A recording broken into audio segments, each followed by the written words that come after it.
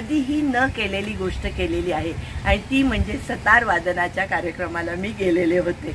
नमस्कार, मी स्मिता साठे दीक्षित। मनातल्या गोष्टी या माझ्या यूट्यूब चॅनलमध्ये आपलं खूप खूप मनापासून स्वागत। स्नेहबंध आणि स्नेहधामच्या निमित्ताने एका डायनामिक आणि दिलखुलास व्यक्तीशी माझी ओळख झाली आणि त्या म्हणजे मनीषाताई जोशी। आणि त्यांनीच मला या कार्यक्रमासाठी आमंत्रण दिलेलं होतं। एक अनोखी संस्था आणि तिचा सुरेल कार्यक्रम छेडिल्या तारा। ही अनोखी संस्था म्हणजे NRI पेरेंट्स असोसिएशन कोल्हापूर, म्हणजेच परदेशात स्थायिक मुलामुलींच्या पालकांची संघटना। कोल्हापूरमध्ये अशी काही संस्था आहे याची मला अजिबात कल्पना नव्हती आणि कदाचित आपल्यालाही ती नसेल। त्यामुळे मला ही संकल्पना इतकी आवडली आणि इतकी उत्सुकता वाटली की मी मनीषाताईंच्या घरी गेले। दोघेही अगदी प्रसन्न चित्त व्यक्तिमत्व। काय सुंदर, ग्रेट।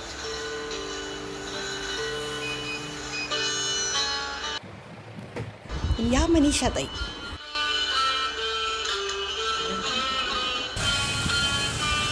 नमस्कार मनीषाताई, मी आज तुमच्याकडे तुमच्या संस्थेविषयी जाणून घ्यायला आलेले आहे। नमस्कार जोशी सर आणि जगदीश जोशी सर आणि मनीषाताई यांनी दोघांनी ह्या संस्थेची सुरुवात केलेली आहे। तर आपण आता त्यांच्याकडून जाणून घेणार आहोत की ही नेमकी कल्पना कशी सुचली। नमस्कार, मी मनीषा जोशी, कोल्हापूर।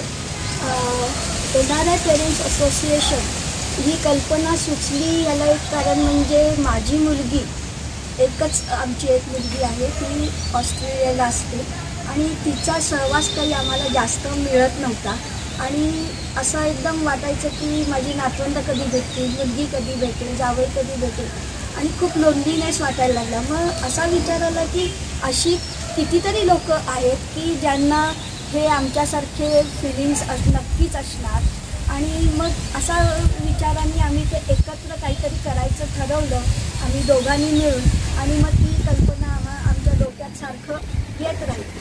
आणि त्याच सुमारास काय झालं, मला कांचनताई परुळेकर स्वयंसिद्धाच्या ज्या सर्व आहेत त्या मला भेटल्या आणि मी सहज कांचनताईंना म्हटलं की ताई मला असं असं करावंसं वाटतंय। तर कांचनताई म्हणाल्या, अरे वा, छानच कल्पना आहे आणि कोल्हापूरमध्ये अशा प्रकारचं काहीच सुरू झालेलं नाही आहे, तर तुम्ही सुरू करा आणि तुम्हाला लागेल ती मदत मी करते। तर कांचनताईंनी इतकं मला सपोर्ट केल्यामुळे एक दिवशी 18 जुलै 2018ला आम्ही त्याचं इनॉग्रेशन केलं। वा, खूप छान कल्पना। आणि ती पुढे मग वाढवली तुम्ही कशी?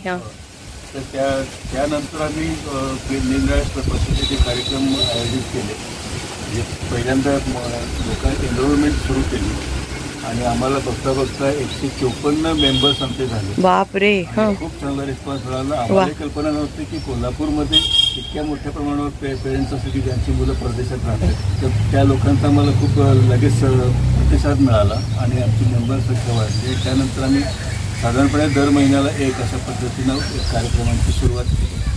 तर दरवेळेस आम्ही दर महिन्याला एक कार्यक्रम आणि त्याचे वेगवेगळे विषय, कधी म्युझिक, कधी चर्चा, कधी कोणाला आमंत्रित करतो, असं आमचे दर महिन्याला एक प्रोग्राम होत असतात। आणि या संघटनेचा लोगो स्वतः मनीषाताईंनी डिझाईन केलेला आहे। त्यामागची कल्पना अशी आहे की जगात कुठेही असा आपली हृदय, आपली मन एक आहेत। मग मनीषाताई, आणखीन तुम्ही काही म्हणजे ह्याच्यात उपक्रम, म्हणजे कार्यक्रम तर होतातच, पण ते बाहेरच्या लोकांना बोलून होतात की जे NRI पेरेंट्स असतात ते स्वतः सादर करतात वगैरे असं? हो, त्याच्यामध्ये आम्ही NRIच्या बॅनरखाली वेगवेगळे उपक्रम केले। मुख्य म्हणजे आम्ही नवोदित कलाकार जे आहेत त्यांना आम्ही प्लॅटफॉर्म देण्याचं काम केलं किंवा असे काही प्रोग्राम आम्ही केले की काही लोकांना फायनान्शियल सपोर्ट पाहिजे, त्यांना आम्ही ते कार्यक्रमाच्या माध्यमातून कॉन्ट्रीब्युशन गोळा करून त्या लोकांना सपोर्ट केले गेले।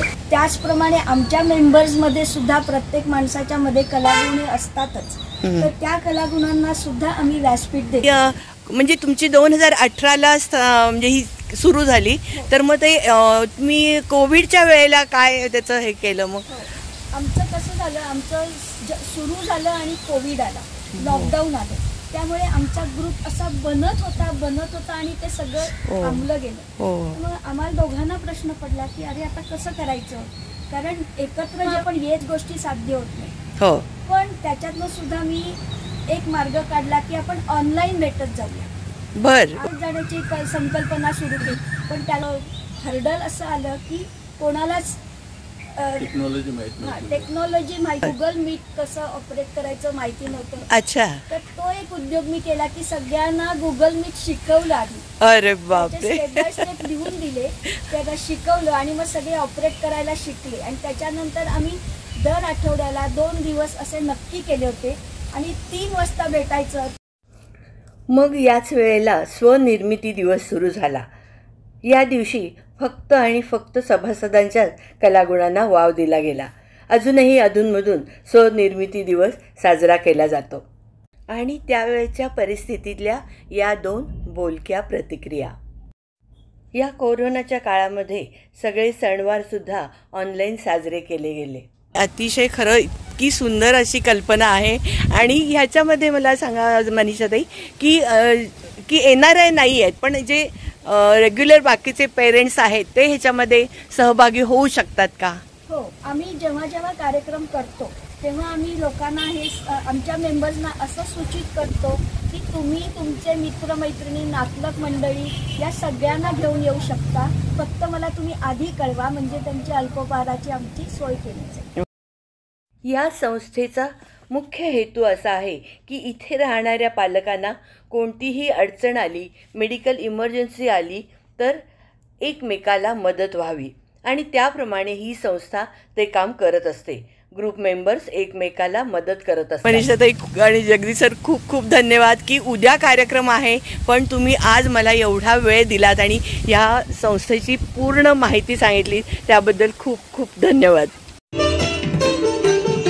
हा कार्यक्रम होता रोटरी समाजसेवा केंद्र, महावीर गार्डन जवळ. काही लोकांना मी माहिती आहे, काही लोक माझ्यासाठी नवीन आहेत, तर सगळ्यांचंच मी स्वागत करते. त्यानंतर जगदीश सरांनी सगळ्यांचा सत्कार केला.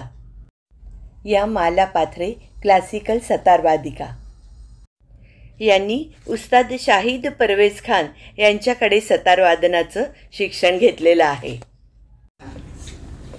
छेडी आल्या तारा या मैफिलीमध्ये मी तुम्हा सर्वांचे मनपूर्वक स्वागत करते. तर आपण सुरुवात करतोय. संगीत सम्राट मिया तानसेन यांनी बनवलेली एक अद्भुत अशी रचना म्हणजे राग मिया मल्हार. वर्षा ऋतूमध्ये हा राग गायला जातो, म्हणून याला ऋतुराग असंही म्हणतात.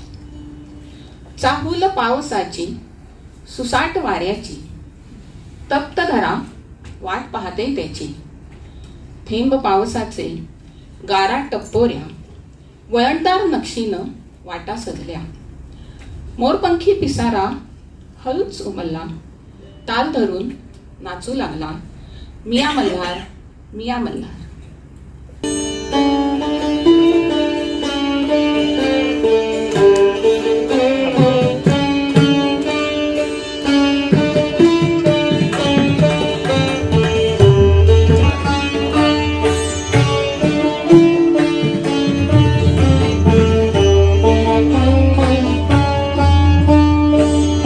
कालिंदीच्या काठावरून श्रीहरीच्या धुंद बासरीचा नाद ऐकू येऊ लागला तर गोपिकांचे पाय घरात कसे बरे राहतील. पण मुसळधार पावसाने अंगणात साचलेले पाणी त्यांना कृष्णापर्यंत पोहोचूच देत नाही. मल्हार रागामध्ये घन घन माला नभी दाटल्या, कोसळती धारा.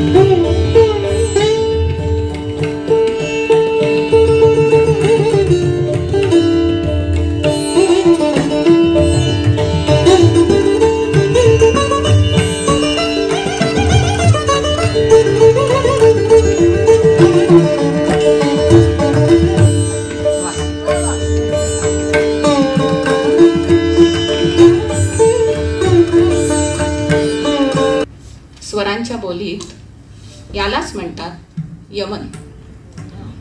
रागांचा राजा म्हणजे राग यमन. शांत आणि भक्तिपूर्ण असा भाव हा राग निर्माण करतो. हा राग रात्रीच्या प्रथम समयी म्हणजे मावळतीच्या वेळी गायला किंवा वाजवला जातो.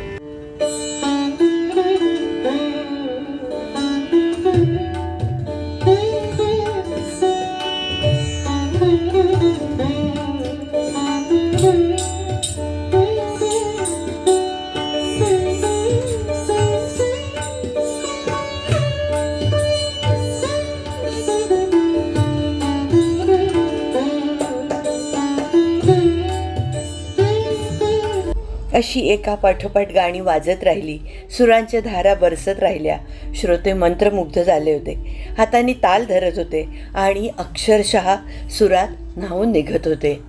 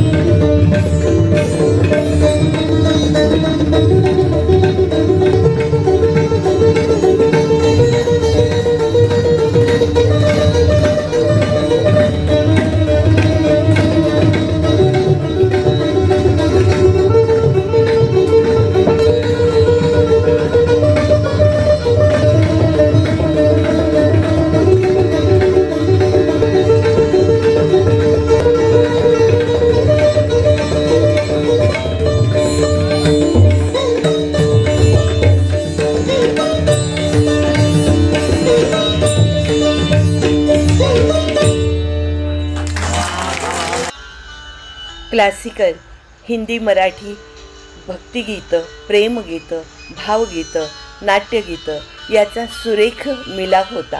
रसिक भरभरून दाद देत होते. तबल्याची साथ तितकीच अप्रतिम होती.